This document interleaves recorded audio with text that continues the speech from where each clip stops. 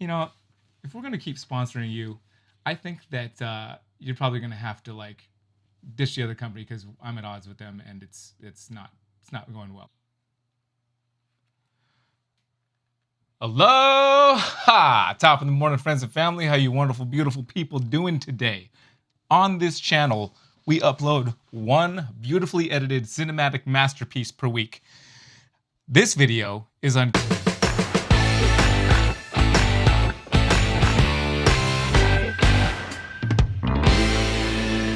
Cut. In today's uncut video, we're going to talk about three things. That's an interesting way to do three. Three things. Three things that we're going to talk about are the controversial thing going on with MorphMarket and Redline. If you haven't caught wind of that, great. Two, the shipping that I'm going to do of this snake, because I'm sending out a snake to my buddy Mark, who I'm actually making this video for. You have to go check out his channel. There's a link in the description. He wanted to do an unboxing and include some stuff of me showing the parents and whatnot. So I figured I'd kill two birds with one stone and film those parents of the snake that I'm shipping him, which he got. And we're finally shipping because he lives in Iowa and he got him during the cold, blustery north side of the wall type of temperatures of Iowa season winter. So we'll talk about that. We'll go through that. And the third thing we'll talk about right now, which is, does this happen to you? This happens to me a lot. I'll be driving down the road and there'll be a squirrel off on the side. And it seems that every time as I'm approaching, the squirrel is almost trying to time, like, when can it run across the road so that it will get to the same spot in the road as my tire, and seeming to be some kind of like suicidal squirrel situation. I don't know what's going on with that. It happens to me all the time. It happened to me just this morning. And I'm like, luckily there's no like family of children being driven behind me where I can slam on my brakes and hopefully not kill this little suicidal squirrel.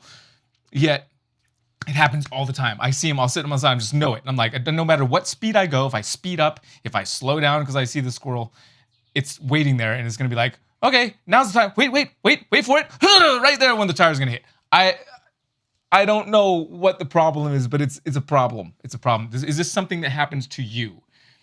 I need to know in the comments. Does this happen to you, or am I just the lucky squirrel squisher? So, okay, now that's over. Let's talk about these snakes. Okay, first of all, Mark, thank you for watching the video. If you guys haven't checked out Mark's channel, Mark is a fantastic individual I've got to become friends with, and I'm super stoked that a good friend of mine is getting a snake of mine. He's been implemental. He's been a crucial part of helping with church happening at Tinley and like filming that. And go check out his Instagram. You can see that as well. He actually filmed some of the service, and it was cool. I thought he did a good job for just on the fly. So this here is the father of the snake that's going out, the sire of the snake. And I actually got this dude, whose name is Destro. He was a rescue, technically. I got him from a father and son who found out that they could not have ball pythons where they lived, and wanted to do the responsible thing and make sure that they didn't have ball pythons at a place where they live, which was sad, and they wanted them to go to a good spot where they knew that they wouldn't just be like, resold or whatever. So I kept them here, and I told them, at any point, if they ever want to get back into snakes, that one of the offspring, or, if they get to a spot where they're allowed to keep snakes, then, these guys would be here for them, and or the babies or something along those lines. So I have been breeding them in the meantime, and Destro here is supposedly a orange dream spot-nosed clown. And I say supposedly because he's definitely a spot-nosed clown. That much is obvious to me.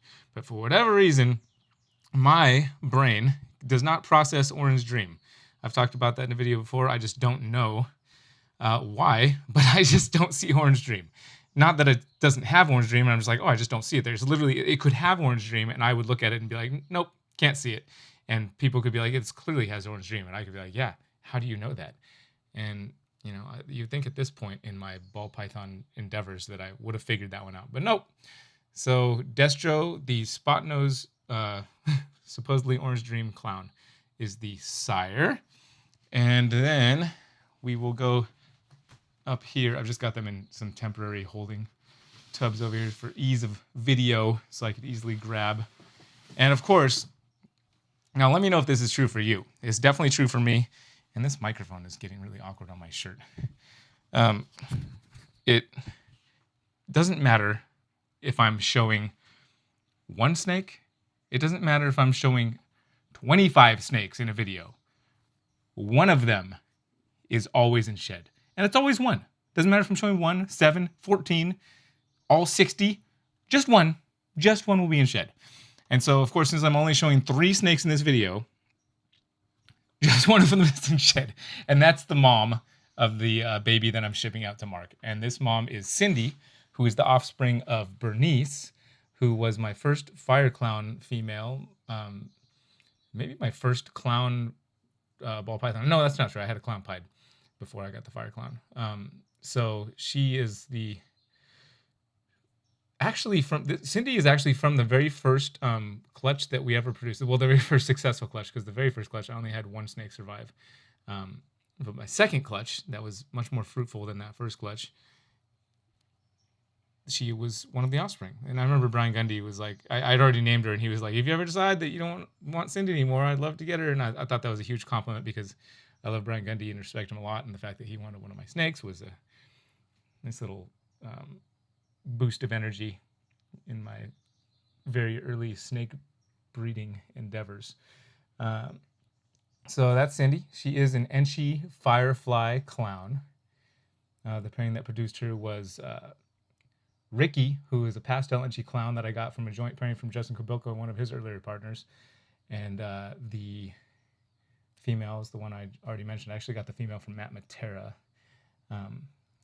And she's the offspring of them. And then her and Destro are the parents of the snake I'm about to show you now. Mark. Oh, she's stuck on my wrist. Oh, okay. Sorry. Where is that third snake? You know, funny thing, I went to the creek the other day with the kiddos and found a garter snake, and I put it in my pocket and was like, can you guys guess what's in my pocket? I gave them 3 tries. On the 4th try, they got it right. This is, I believe, basically a copy of Mom with potentially Orange Dream. You let me know in the comments if you see the Orange Dream. I mean, I looked at the little, ooh, he's all nice. Whoa, wow. He's super warm from being in the pocket, and he's ready to go. Mark, he's coming at you. He's coming at you. I am putting a heat pack in the shipping box. Wow, he's going absolutely bonkers. I haven't put a ball python in my pocket. Whoa, buddy. Sorry, I guess the pocket wasn't nice, huh? You know what? Clearly he really didn't like being in my pocket. But he didn't try to leave either, so maybe actually he's like, dude, please put me back in the pocket. This seems more like the situation. He's like, that was like the best place that I've been in my entire life. A nice, warm pocket place to hang out, and you've ripped me from that beautiful place, and now I'm going to thrash around, bite you, and just really express my discontent at being pulled from the best place I've ever been in my life, i.e., or aka your pocket. All right, sorry, bud. Jeez, I didn't realize you were going to love my pocket so much that you were going to thrash violently when I removed you from it. That is interesting. Sorry. I really deeply apologize. Do you want to go back in the pocket? Here. He's like, nope, that was a chance. Do you want to go? Here, I'll make it more inviting. If you want to go back in the pocket, there it is. It's right there. What do you think? Nope, changed his mind. He's like, nope, pocket smells too much like you. You're just going to rip me out of there again. All right, I'm going to put him in a little holding tub over here. All right, sorry about that, dude. Sorry. So sorry. Of course, I got all this stuff here. I was going to, when I initially was going to do, like, I'm shipping out a snake video, I was thinking about showing the whole process, but I've showed it so many times, like how I ship. Got the signature little screen here so that the shipping has lots of, so the box has a little extra ventilation in addition to the holes that I always put in there with my signature and controversial, apparently, polyfill that gives them a nice cloud cushion to ride on as they get to their destination. Everybody gets the same market. You think that because I'm doing a video, or I know he's doing an unboxing video, that I would do extra special stuff, but I don't want people to get ideas of like what doesn't really happen. I always just put in the same stuff: Redline sticker, Triple B sticker, business card that is totally outdated, and heating pack, my awesome branded Triple B tape that will go on the box, and that's what it'll look like. I hope you're able to use this, Mark. Okay, to the last topic, the Redline and MorphMarket thing. There have definitely been several videos come out. I watched them happen during Tinley. I think I'm in a unique position in that, and I don't know that I'm 100% correct about this, but I think that it's quite possible that I am the only person on social media, YouTube, whatever. I'm the only sponsored party that is sponsored by both Redline and MorphMarket. Which, speaking of MorphMarket, I am thinking about doing another sale soon. I've only got a handful of snakes left. It's been kind of a standstill, but for the people that are getting their tax returns and whatnot, I'm thinking of doing like a tax return special. So make sure you're following our MorphMarket page and look forward to that coming probably pretty soon. And also, yeah, so like I said, I think that might be true. Let me know if I'm wrong in the comments about anything. I always love to read when I'm wrong about stuff in the comments. It's very helpful.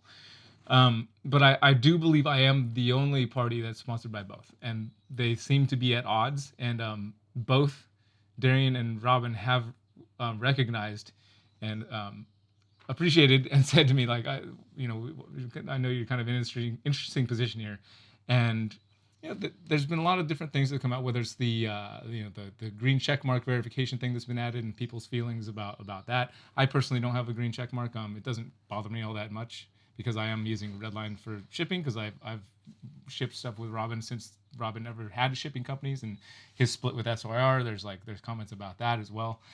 And like that versus what's happening now with MorphMarket shipping and Redline shipping. And it is an interesting position to be in for sure. Growing up and having different experiences with friends that I've shared this before on the channel, at the risk of being a dead horse or just resharing. I grew up with friends that often didn't like each other, and there would be violent interactions between people that I cared about on both ends, sometimes even to the point of actual murder.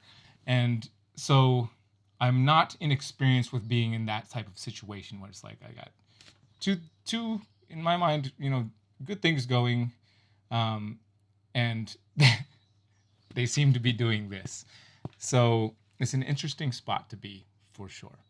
And I certainly believe that there is enough business for everybody, and that we don't need to fight or try to put each other out of business or have that mentality versus like a grow the industry in a healthy way type of mentality. That's more my philosophy. Now, I want to say that if I was, running either of the companies, which when I was working with Freedom Breeder, and speaking of our new sponsor, sorry, I'm jumping all over. I'm going to take a quick side jump. Palmstreet, I'm actually thinking about doing some live streams there. How I used to do live streams on this channel, I'm thinking about bumping over and doing live streams there. So if you haven't downloaded the app already, go take a look down below, and you'll find my profile in there, and then that way you'll know when I do actually start going live there, which I think will be a lot of fun. So the thing that I wanted to mention,